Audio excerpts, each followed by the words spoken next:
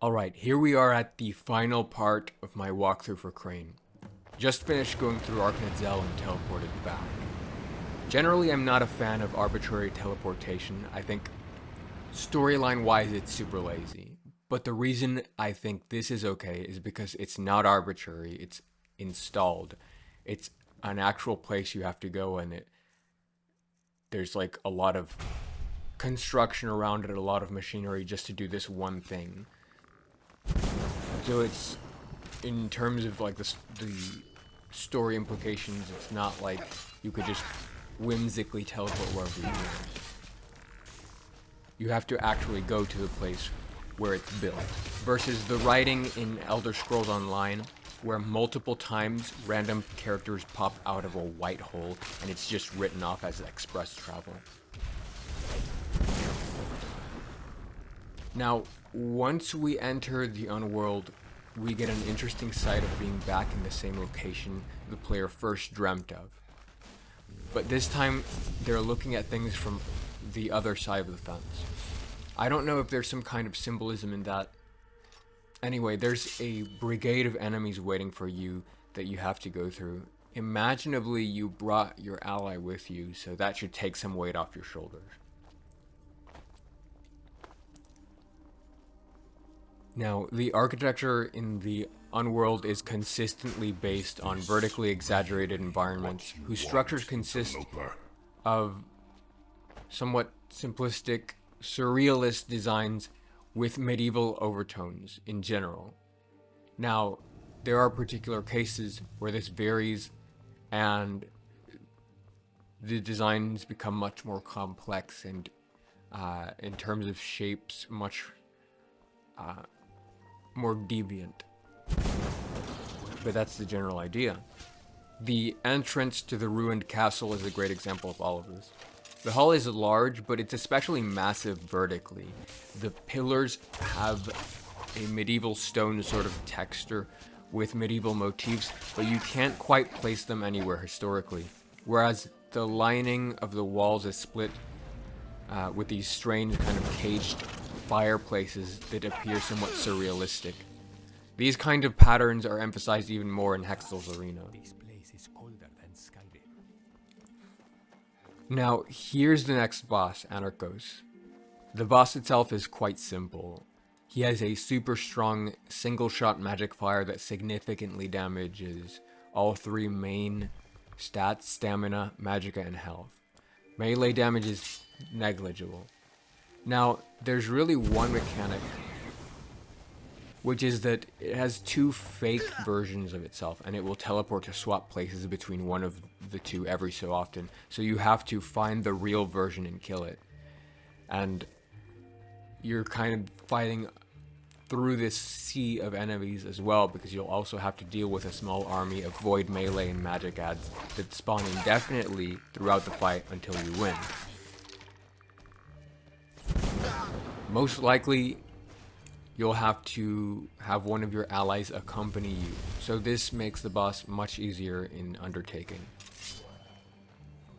Additionally, using the Starfire Shout is a huge advantage because it does a massive damage against these particular enemies. Overall, it's kind of an introductory fight. It's not that challenging. It is somewhat challenging. I would say it was like a medium level difficulty boss, but it's not crazy.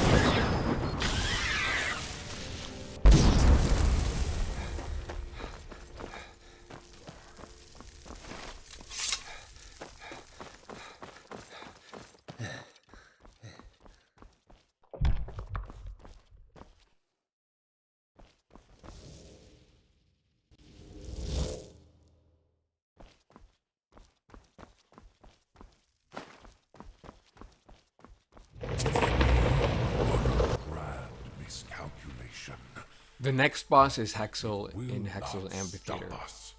This is another cyclic boss with a single phase. So after you defeat the 2 trash mobs, he's going to start by hammering you with his giant warhammer. That is going to spawn a void, and you pretty much have to avoid this, pun intended, entirely because it instantly kills you if you're in it. He spawns 1 every time the hammer strikes a stage, but he will only do this 3 or 4 times within that stage, typically. And after that, they despawn after, I don't know, a minute, I'm guessing, something like that. After that, he casts a firestorm, which is unavoidable, so you have to mitigate the damage through a combination of healing spells, fire resistance potions, and invincibility shells. Thirdly, he's going to drop 3 stone shards from above and do a nuke spell that does 40% unavoidable damage to you. So your only hope is to hide behind one of the stone shards. The challenge is that 2 of them dissolve after one explosion. Wait. One of them dissolves after an explosion, then the second one dissolves after 2 explosions. I got that right. And then there are 3 explosions in total, meaning that there's 1 that does not dissolve.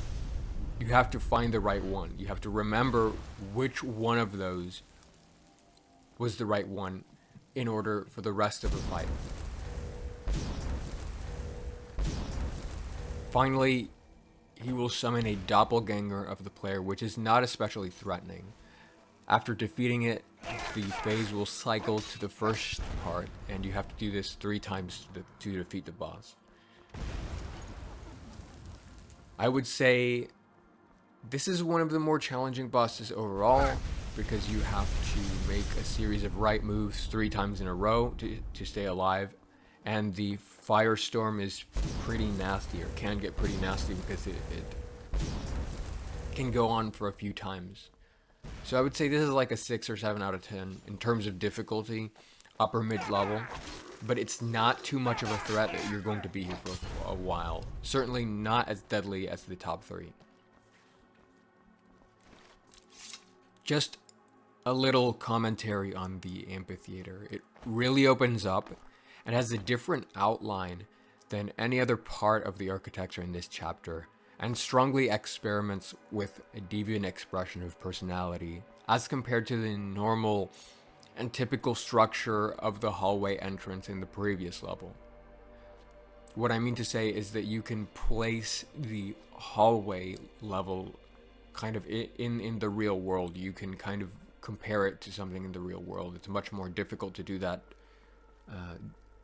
architecturally and geometrically with the amphitheater.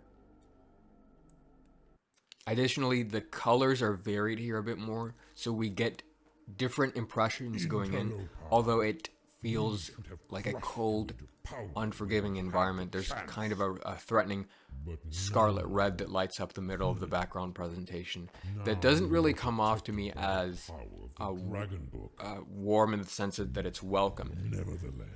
So that's an interesting use of color palette there. The Oldham versions have a starry sky, which unfortunately is not present in the special edition version. So after this, the player goes to the scrying room, where they have the opportunity to make a few different choices that will also result in different endings. But since this is a walkthrough of the whole campaign, but a simple walkthrough, we're of course going to go with a choice that leads us to the final boss, and that's it. So if you continue refusing the Dark Aura, then you go back to the stairways and the portal to the Crimson Planet will open. All the agony of existence could cease if our will is to be carried out. If you continue, you will enable the suffering of the whole world. Think, interloper. Who are you truly serving? Return to your world, and let us end this once and for all.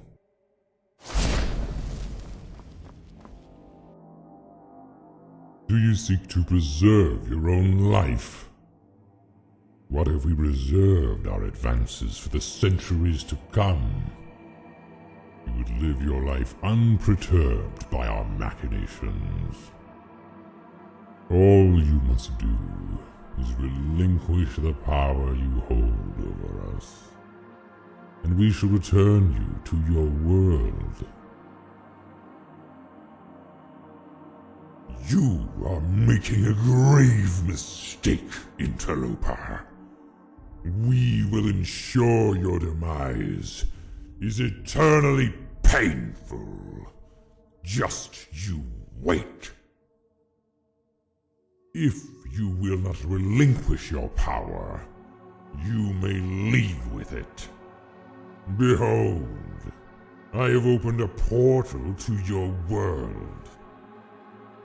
Leave in peace, or face your doom.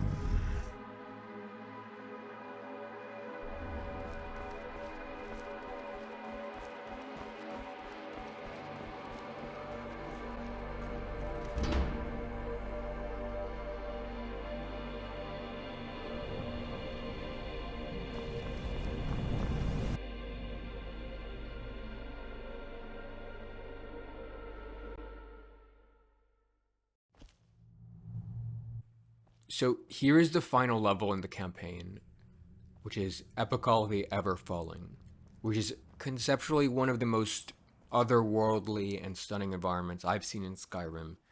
You have this tower that's almost frozen in time, falling apart in a barren, dark, empty, rocky planet with a black hole eating away at its moon and itself.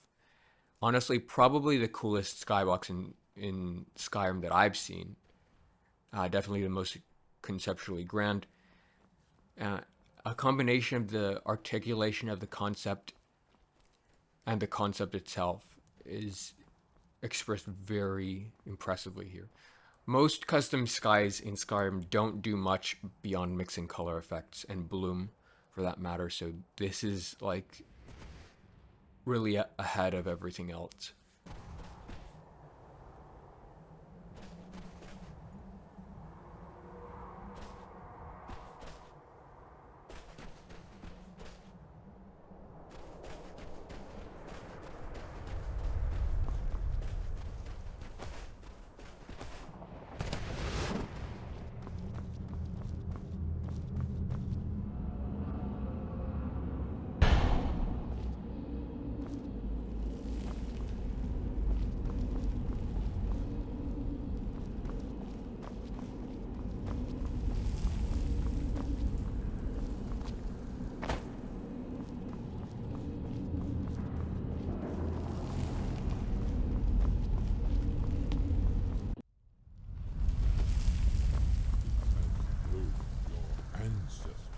Never told you that I am unending. Nevertheless,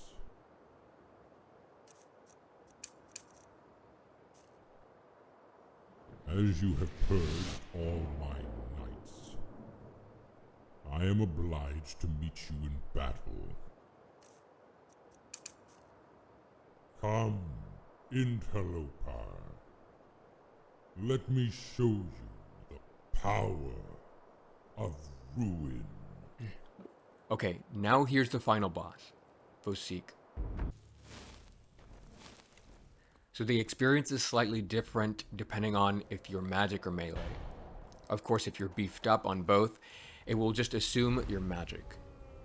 So you have your typical dragon attacks, but on top of that, we have a magic fire breath that significantly damages magic along with health. Additionally, he has a magic skull that produces a giant magical